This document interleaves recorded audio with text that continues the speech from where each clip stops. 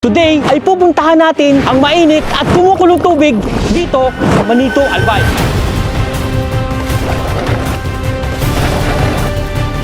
Kumukulo.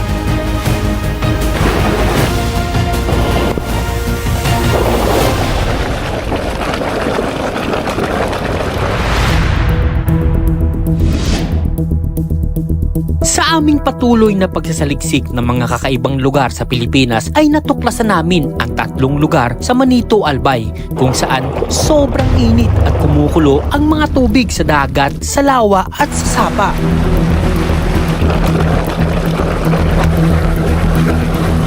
Wala man tigil yan na kulo at saka usok lang naman nagbabago dyan eh. Pag mainit yung panahon, yung usok niya nawawala. Tingnan mo po, wala na yung usok ko.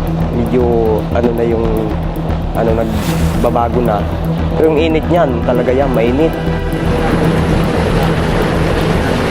Mula San Francisco, Quezon kung saan pinuntahan natin ang lumubog na Japanese warship sa karagatan ay naglakbay kami ng halos 7 oras papunta sa Manito, Albay, Bicol Region para puntahan ang mga kamanghamanghang mga kumukulong tubig.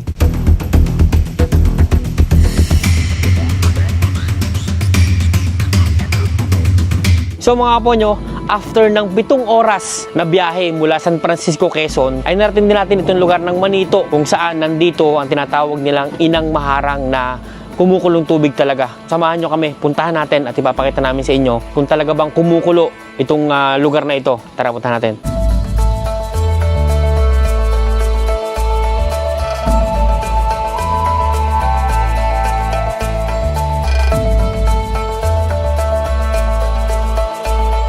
Na-miss ako dito pa lang sa malayo.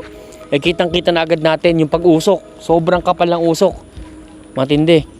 So, dito, ayan, makikita natin na talagang may nakalagay na signage na bawal talagang sobrang lumapit kasi sobrang init. Talagang matinding init.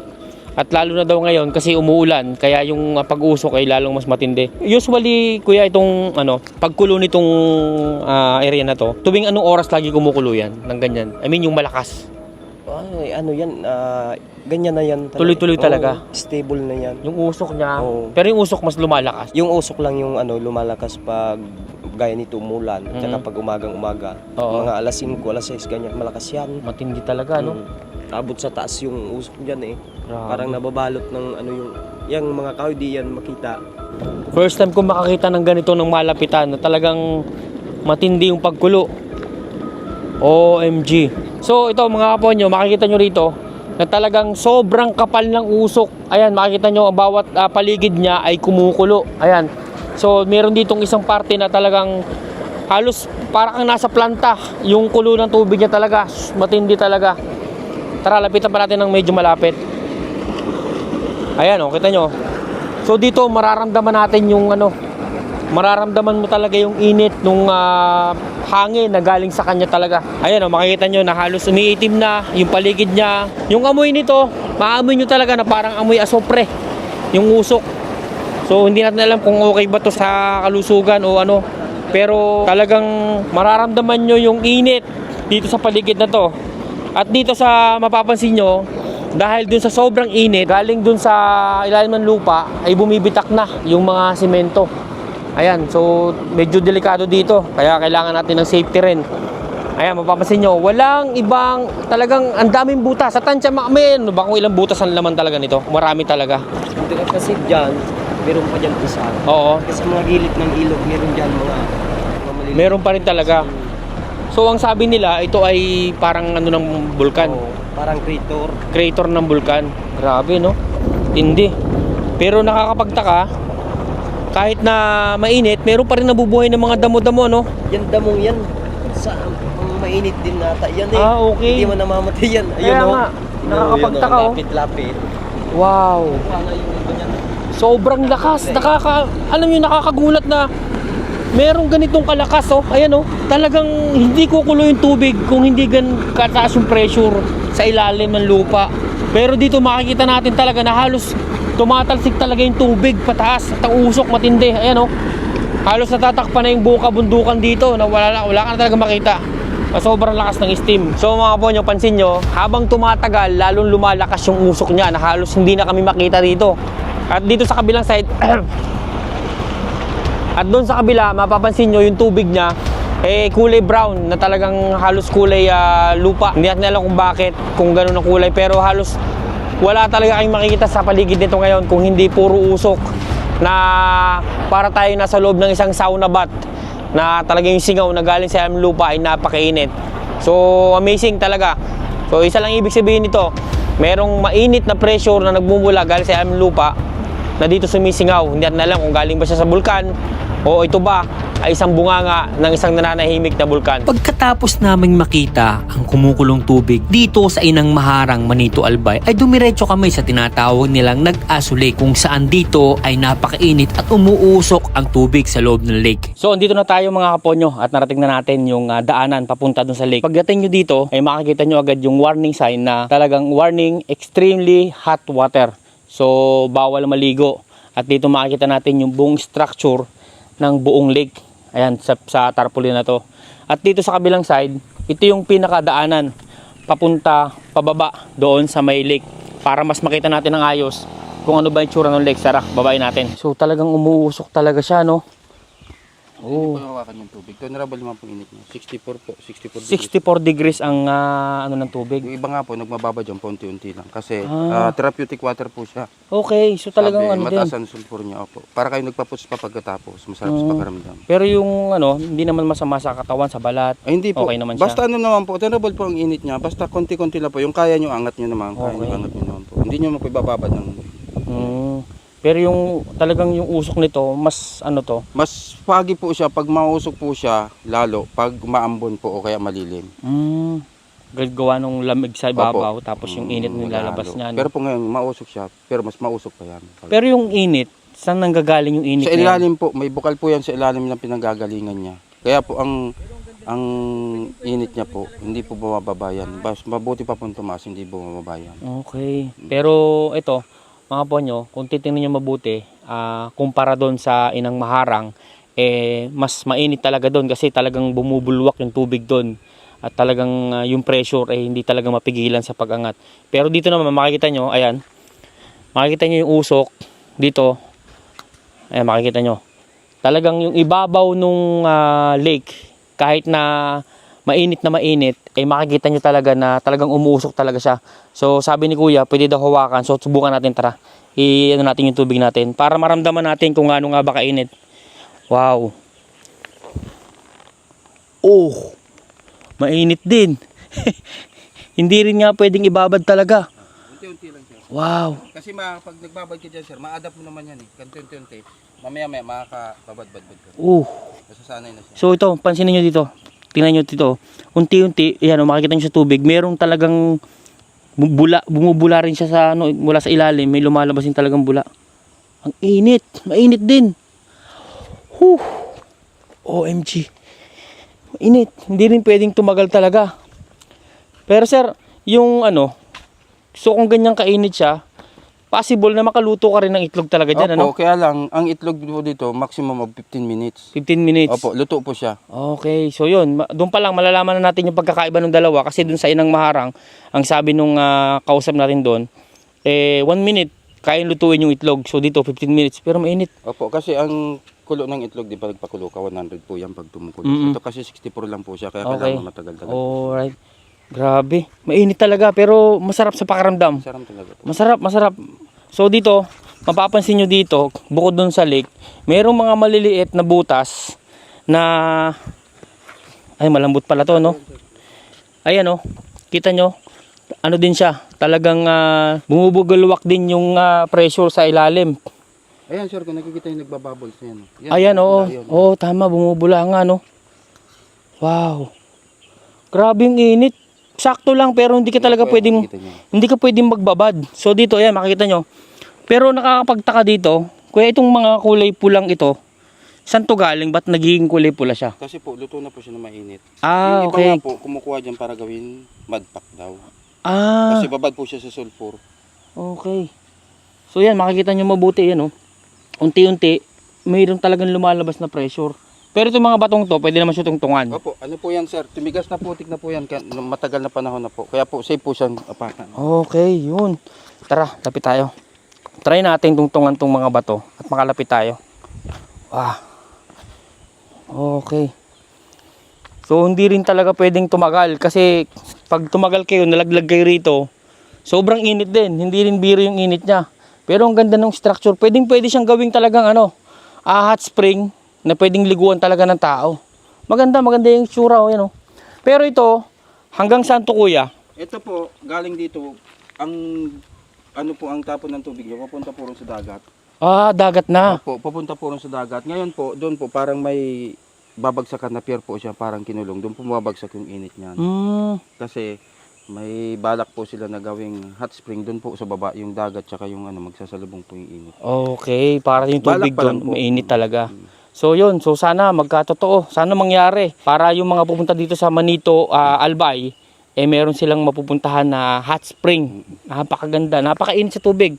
So safe naman daw sa balat at hindi naman daw delikado, kaya sana matuloy yung plano ng Opo, yung tourism. mayor po namin kasi rito, yun po ang ang itututukan niya, yung tourism po naman ito para makilala po lalo. So mga po nyo, ngayong taon ay nag-set tayo ng goal para ma-reach natin ang 1 million subscriber. Kaya ngayon, kung nagustuhan nyo ang ating mga video at gusto nyo pa ng ganitong mga klaseng video, malaking tulong ang inyong subscribe at like sa ating video. So sana matulungan nyo ako na maabot natin ang 1 million subscriber. Ayon sa nangangalaga nitong Nag-Aso Lake, bukod sa Kumukulong Lake, meron daw dito na hindi masyadong napupuntahan ng ating mga kababayan na isang Japanese tunnel. So magulat din ako doon na meron palang ganun dito sa lugar na to. So pupuntahan natin kung ano ba yung tsura nitong Japanese tunnel na to. Ginawa ito ng mga Hapon nung panahon ng World War II. Tara, puntahan natin. Tara sir, puntahan po natin. So dito naman so far, wala naman kayong mga nakikitang Wala naman sir, dati kasi ito, masukal to. Oo. Madadaanin natin dyan, bamboo. Oo. Dati marami natatakot dito kasi matatanda, di ba, may mga pamahiin, may nakikita raw kapre, Oh? white lady, noon. Ngayon kasi, nung natutukan na to ng tourism, turismo, pinalinis na ni Mayor, Okay. pinadevelop na. Wala naman kaming na Yung isang trabador dito dati, sabi, nagkasakit, hindi na bumalik kasi sabi, na na matanda dito. O kaya naingkanto. Yun lang naman. Pero kayo, wala naman kayong... Wala naman po kasi pabalik-balik kami rito eh. Ito sir, may papakita ko sa inyo rito. Ito. Tara. Papakita ko si Kuya. Nakikita niyo yung butas niyan. Okay. Kuhanan yung picture sir. Galing sa ilalim na malalim yan sir. Connecta yan doon. Yan ang sinasabi ko sa inyo. Ito. Dito, makita nyo, kumukulo yung putik. OMG. Grabe. So, kita nyo, umuusok talaga. Kitang bumubugalwak yung putik dito. So, gawa ito ng kalikasan. Hindi ito gawa ng tao, itong butas to. So, kusang lumulubog yung lupa rito. Bukod dun sa mga, siyempre magubat to. Meron bang mga creature o mga anong nahuhuli dito, yung mga hayop? Meron mga hayop dito sir, bayawak, ganun po, ahas. Pero pinagbabawal namin dito sir kahit anong activities na ganyan na may mamamarel o kaya mahuhuli niyan. Kasi di ba po bawal na dati yan. Kaya hindi po namin tinotolerate yung ganyan. Pati ahas meron din dito? Opo. Pero takot naman sa tao yan sir, hindi naman lalapitan. Okay. Yan. So ito, Sir, dahan-dahan na kayo. meron dito. Ingat tayo. Oop, dahan-dahan. Kasi ano lang talaga to. Medyo magkatuna ata to. Sana kayanin yung isang kasama natin. Kaya ka dito? Delikado oh. Ayan. Wow. So hindi. Ito Ayan. namin to. Ito. Ito lang sir, magilid. Oop, gilid lang ang daan natin.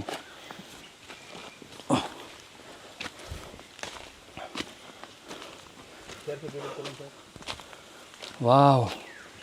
So, medyo malayo nararating na natin. Nasa gubat na talaga tayo. Ano pa tayo kalayo, sir? Malapit na sir. Malapit na po. Pag taas natin dyan yun. Wow. Nakakapagtaka lang na sa ganitong klase ng lugar may madidiscovering Japanese tunnel na possible talaga na pinagtaguan talaga, no? Opo. Nung panahon. Pero yung kwento dito sa tunnel na to, I mean yung na ano na ba talaga, na confirm na Japanese tunnel talaga to. Opo, kasi nag-base lang naman po. Ito po to sir. Nag-base lang po Oh. kami sa sa kwento ng matatanda po. Wow. So ito mga kapo nyo, after ng 15 minutong paglalakad ay narating din natin itong tinatawag nilang Japanese tunnel. Ayan, so napakadilim.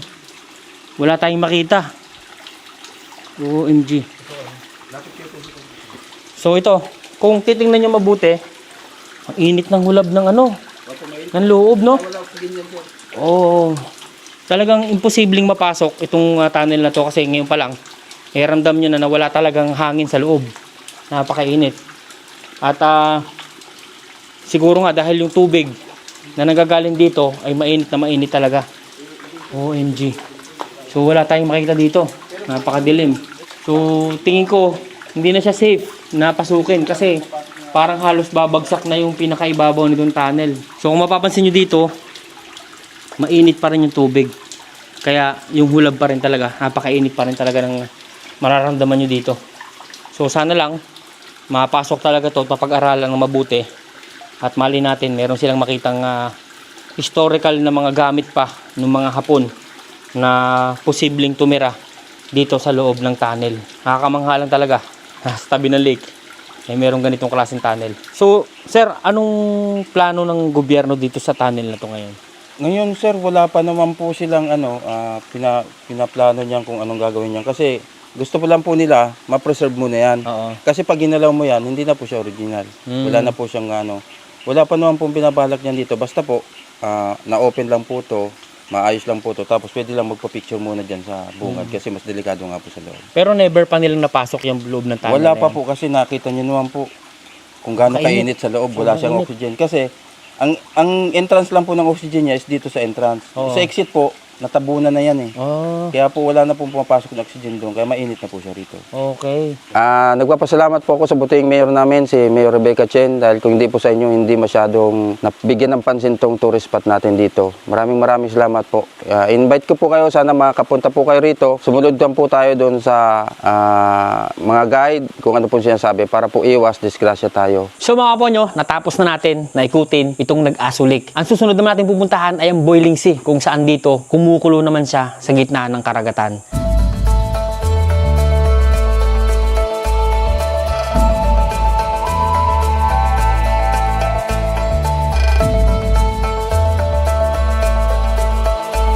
So mga kaponyo, sa wakas ay narating natin itong tinatawag nilang Boiling Sea. Kung mapapansin nyo sa kabilang gilid na yon, merong kumukulo doon, may umuusok. So andun yung sinasabi nila na boiling water dito sa may karagatan na ito. So puntahan natin para mas makalaman natin at mas makita natin ng malapitan kung ano bang itsura ng kumukulong tubig na ito. So mapansin nyo rito, palapit tayo ng papalapit, mas lalo natin nakikita yung usok ng tubig na ito. Talagang matindi din yung usok talaga niya. So meaning talaga, sobrang init ng tubig. At maraming naikwento yung mga residente na nandito about dun sa mga pangyayari dito. At madalas daw ay meron ding mga na-aksidente na tapak yung mga paa nila sa mainit na tubig.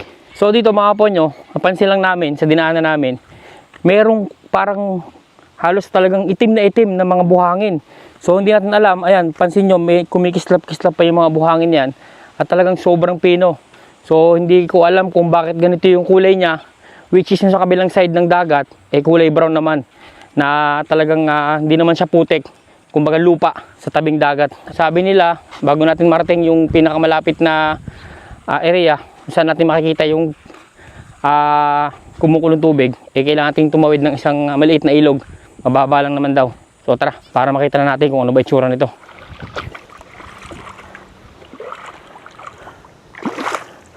Ito lang yung pinakamalapit na daan.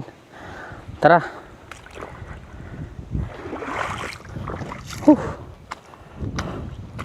So sa wakas, nakatawid tayo sa may ilog. Nakahanap tayo ng way na medyo madali, kundi yung mga nakapatas na bato sa gilid ng papunta sa ilog. So ito, tara.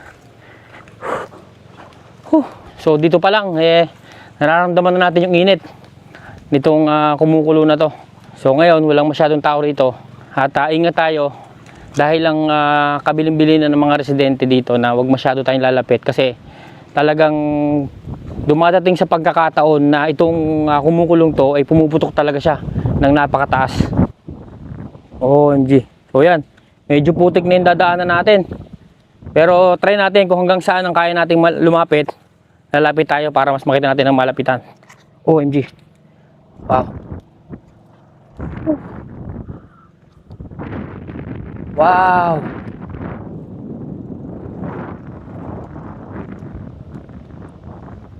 So, maswerte tayo kasi naabutan talaga natin siya ng low tide at kitang-kita natin yung itsura nito. Kumukulo na to.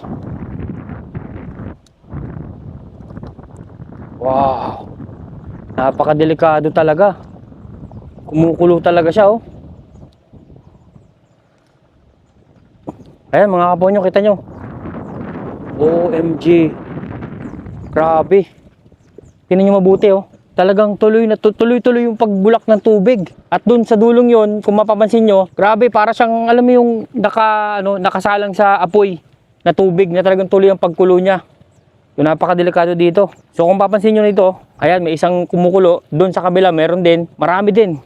Pero syempre, mas marami dun sa Inang Maharang kumpara dito. Pero kung titingnan mo mabuti, parang sobrang init talaga nito. Napakainit ito kung titingnan natin mabuti. So ingat lang kasi baka mamaya meron tayong matapakang napakalambot. Oh. So kwento ng mga residente dito, madalas merong na-aksidente. At meron na daw nangyari dito na isang baka na napunta rito at nahulog doon sa tubig. Talagang naluto daw talaga yung baka. At meron ding mga pangyayari din daw na aso naman ang nalaglag dito sa tubig na to. At talagang namatay itong aso na to. So ingat-ingat tayo, hindi tayo pwedeng sobrang lapit. Kaya meron pala tandaan na ganito, na kahoy.